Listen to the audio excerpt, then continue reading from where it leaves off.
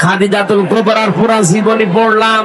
জীবনে এক ওয়াক্ত নামাজ পড়েননি, একটা রোজা রাখেননি, জীবনে একদিনের জন্য পর্দায় থাকেননি, জীবনে একটা হজও করেননি, একটা টাকা যাকাতও দেননি।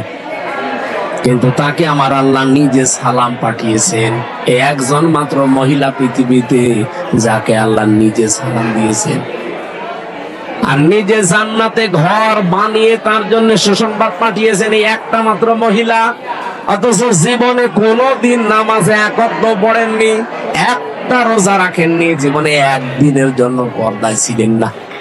কারণ কি? কারণ এগুলো সব নাজিল হয়েছিল তার ইন্তেকালের পরে।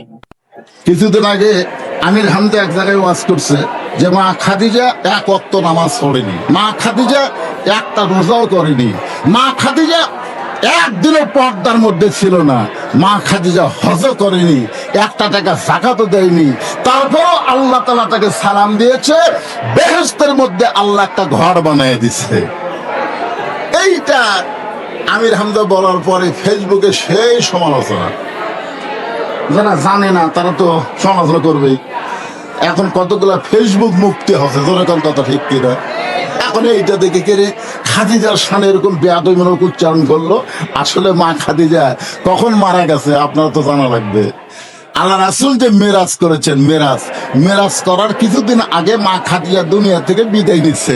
তাহলে মা খাদিজা যখন বিদায় নিল তখন নবী নামাজই পায়নি, নামাজ পাইছে মেরাজের রজনীতে 5 ওয়াক্ত। তাহলে খাদিজা মারা গেল কখন? নামাজ পাওয়ার আগে না পরে? আগে যদি মারা যায় নামাজ করতে পড়বে।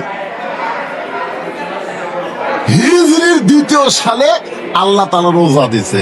নবী মক্কা থেকে মদিনায় হিজরত করার 2 বছর পরে আল্লাহ রোজা ফরজ করেছে। এখন আপনারা বলেন, খাদিজা যখন মারা গেল তার কত বছর পরে?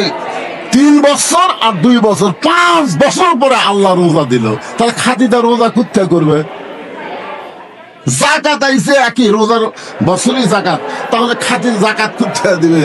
হজ আইছে একেবারে হিজরতের 9ম বছরে হজ খরচ, তাহলে খাদিজা হজ করতে হবে। আপনারা বলেন, খাদিজার সময় পর্দার কোনো আইনই ছিল না, তাহলে খাদিজা পর্দা কেমনি করবে? এইগুলো না বুঝে বক্তারা বলা দরকার, বিশ্লেষণ করে ব্যাখ্যা করে। বক্তা হয়তো পরে ব্যাখ্যা করেছে, কিন্তু ওই ব্যাখ্যা বলতে চাইলে ওটা আবার ইউটিউবের কাটিং করে ছেড়ে দিচ্ছে। কি করে ছেড়ে দিয়েছে? কাটিং করে ছেড়ে দিচ্ছে। আর জনগণ ওরে বাবা রে,